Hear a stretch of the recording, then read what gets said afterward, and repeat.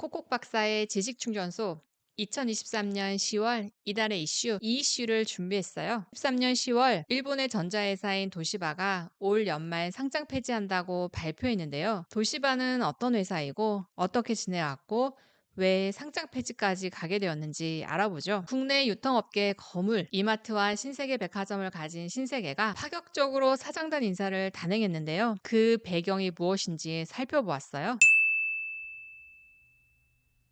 여러분, 도시바라는 회사 들어본 적 있으신가요? X세대에겐 꽤나 친숙한 일본 기업이지만 G세대에겐 다소 낯선 기업명일 수 있겠네요. 도시바는 일본의 전자전기 회사로 세탁기, 밥솥 등 가전제품을 생산 판매했고 전원이 끊겨도 저장된 데이터가 남아있는 메모리 반도체인 낸드 플래시를 최초로 발명한 회사인데요. 23년 3월 회계 기준 매출 30.2조 원, 영업이익 9,931억 원, 직원은 10만 7천 명 가량이네요. 시가총액은 약 18조 원이고요. 이는 시가총액 19인 삼성물산과 22 신한지주의 중간 수준인데요. 삼성물산 22년 말 매출액은 10.7조 원이고 영업이익은 6천억 원 정도인데요. 도시바는 매출과 영업이익이 삼성물산보다 3배, 1.5배에 달하는데 실적에 비해 낮은 기업 가치를 갖고 있네요. 도시바는 1875년 다나카 제작소를 모태로 하고 1978년 도시바로 사명을 바꾸어 148년을 이어왔고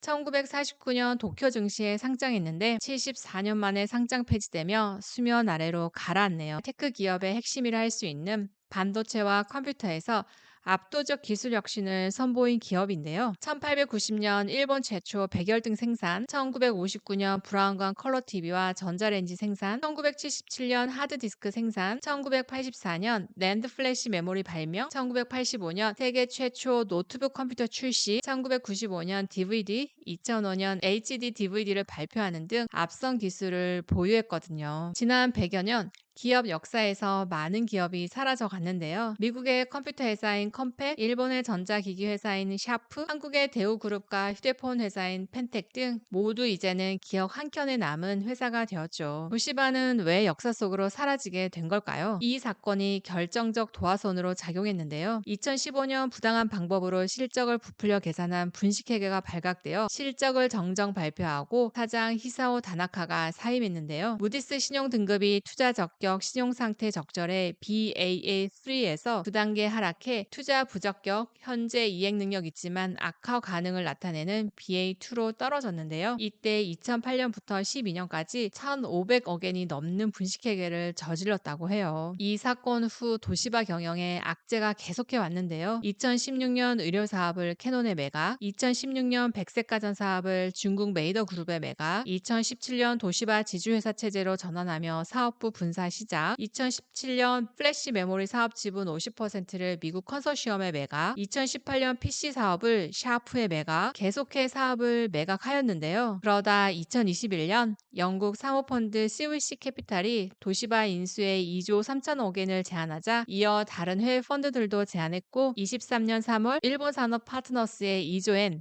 약 18조 원에 매각되었고 올 12월 20일 상장 폐지가 예정되어 있어요. 도시바는 오늘날 가전과 디지털 기기에 많이 적용된 경쟁력 있는 기술을 갖고 있었지만 21세기 그 맥을 이어가지는 못하는데요. 경영진의 도덕적 해이, 경직된 조직 문화, 폐쇄적인 경영 시야, 뒤처진 의사결정이 주요 원인으로 언급되는데요. 속도가 생명인 반도체 산업에서 투자 타이밍을 놓쳐 삼성전자에 밀렸고 반대로 정확한 시장 분석 없이 원전 사업에 뛰어들어 큰 위기를 맞기도 했다는데요. 기업 외부 환경의 변화를 제대로 감지하지 못해 올바른 경영 판단을 하지 못해 도태된 것이네요. 과거 삼성은 도시바로부터 여러 기술 이전을 받았는데요. 1992년 낸드 플래시 기술을 이전받았고 90년대 초 세탁기 기술 또한 기술료와 로열티를 지불하며 이전받았어요. 오늘날 삼성 기술에 도시바의 기술 이전이 한몫했었네요. 도시바 인수는 일본 산업 파트너스라는 투자 펀드 회사에서 진행하는데요. 우선 상장 폐지를 진행하고 앞으로 수년에 걸쳐 경영 정상화를 한 뒤 기업 가치를 크게 키워 수익을 얻으려는 것이죠. 다행히 정상화가 되면 수배 혹은 수십 배의 차익을 얻을 수 있지만 쉽지 않은 일이기도 하겠죠. 8, 90년대 초만 해도 절대 무너지지 않을 것 같던 도시바가 감히 경쟁력 약화를 상상하지 못할 일본 대표 전자회사가 사라지는 현상이 안타깝네요. 한동안 도시바는 기업 실패 사례로 많이 등장하겠어요. 미국 경영학자 파괴적 혁신 이론을 낸 클레이튼 크리스텐스는 혁신 기업의 딜레마에서 세계 초우량 기업이 과거 성공 방식에 매몰되어 결국 변화에 뒤처져 시장 지배력을 잃게 된다고 했는데요. 한순간도 방심해서는 안 되는 게 기업 경영이네요. 이렇게 도시바는 기업 역사 속으로 사라지며 하나의 막을 내리는데요. 안타까움은 뒤로하고 다시 갱생할 수 있을지 우리 같이 지켜보시죠. 지금 여기는 콕콕 박사의 지식 충전소입니다. 신세계 백화점 이마트 계열사를 가진 신세계그룹이 23년 10월 초 파격 인사를 발표했는데요. 그룹 계열사 대표 25명 중 9명이 교체되었고, 특히 주력 계열사인 신세계와 이마트 대표가 모두 임기를 남기고 퇴장해 더 놀라웠는데요. 정용진, 정유경 남매에게 맡기고 현업에서 한 발 물러섰던 이명희 회장이 다시 전면에 나타났고, 이 인사는 칼바람의 시작, 예고로 볼 수 있는데요. 기업 조직 변화는 위에서부터 시작되어 아래로 파동처럼 퍼져 전달돼 변화 정도가 커지기 마련이죠. 왜 이렇게 파격적인 인사를 단행하고 내부에 강한 경고장을 던져야만 했던 걸까요? 신세계는 국내 오프라인 유통의 대표이죠. 작년 재계 순위는 10위였고 올해는 한 단계 하락해 11위인데요. 1930년에 삼성 창업가 이병철 회장이 매장을 처음 열었고, 이건희 회장이 그룹 계열사를 정비하며 1991년 삼성그룹에서 독립해 독자 경영으로 오늘날까지 걸어왔는데요. 이명희 회장은 이건희 회장의 여동생이죠. 국내 백화점은 신세계, 롯데, 현대 이 세 개가 꽉 잡고 있는데요. 대형마트는 이마트, 홈플러스, 롯데마트 3강 구도인데요. 2000년 전후 부모님이 마트를 운영하는 친구들이 종종 있었는데요. 친구들 사이에서는 꽤 부유한 아이였어요. 그런데 대형마트가 주부 고객을 휘몰아가며 동네 슈퍼도 동네 마트와 재래시장이 많이 사라졌죠. 20년이 지난 오늘날 도소매 유통시장은 어떻게 바뀌었나요? 매장을 직접 방문해 물건을 사는 오프라인 쇼핑에서 핸드폰이나 컴퓨터로 물건을 구매하는 모바일 인터넷 구매로 비중이 계속해 옮겨가고 있는데요. 안 그래도 온라인 쇼핑으로 계속 옮겨가는데 이를 부추긴 게 있었죠. 바로 코로나. 이때 총알 배송 쿠팡과 새벽 배송 컬리 매출이 급격히 증가했네요. 19년과 20년 사이 거의 2배나 늘었네요. 쿠팡이 공격적으로 온라인 쇼핑 시장을 치고 올라왔죠. 한국 내수 시장 규모는 제한되어 있으니 신규 진입자 쿠팡의 급격한 성장은 다른 누군가의 하락을 의미하죠. 코로나 전 이마트에 가면 가성비 좋은 물건들을 묶음으로 더 싸게 살 수 있었고, 시간대를 잘 맞춰가면 다양한 먹거리 시식도 할 수 있었죠. 쌍게 비지떡, 이마트 물건은 예외로 가격도 좋았고 품질도 괜찮았죠. 다만 계산대 긴 줄과 주차장 차량 정체는 부정적 요소라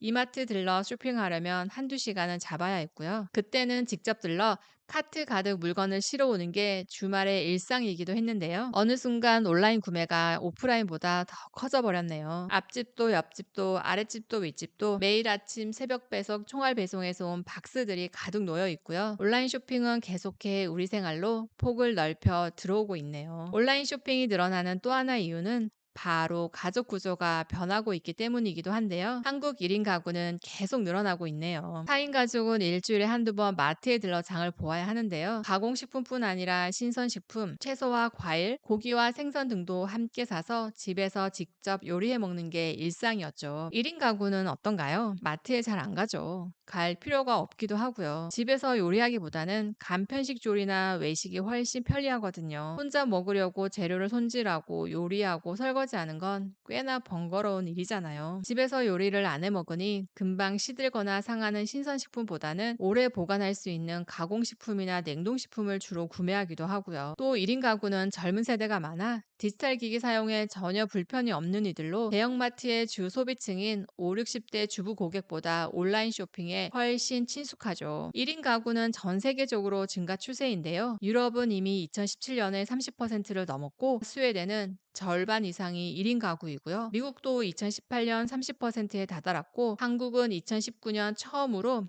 30%를 넘었는데 3년 만에 4.5포인트 늘며 2022년 34.5% 비중을 차지하고 있어요. 한국의 대형마트들은 여전히 오프라인 중심의 전략을 꾀하고 있는 것 같아요. 온라인몰을 가진 대형마트도 있지만 옴니 채널처럼 보이지는 않아요. 옴니 채널은 소비자가 온라인과 오프라인에서 동일한 경험을 느낄 수 있도록 쇼핑 환경을 구축하는 걸 말하는데요. 국내 대형마트에서 그런 느낌을 받지 못하는 건 저의 착각이려나요? 땡마트에서 산 물건이 좋아 온라인으로 주문하러 들어가면 왠지 이런 느낌을 지울 수 없어요. 온라인은 그냥 구색 맞추기 위해 만든 거야. 정말로 원하면 매장으로 와. 앱을 깔아 여러 번 들어갔다가 구매하지 않고 앱을 닫아버렸어요. 매장에 가면 이것도 사라, 저것도 사라, 이건 안 필요하니? 라고 끝없이 묻는 것 같은데 온라인몰은 왠지 사든가 말든가 저만 느끼는 건가요? 큰 변화에 직면하면 기업은 늘 선택의 기로에 서게 되는데요. 과거 성공 요인을 뚝심 있게 지켜 변화를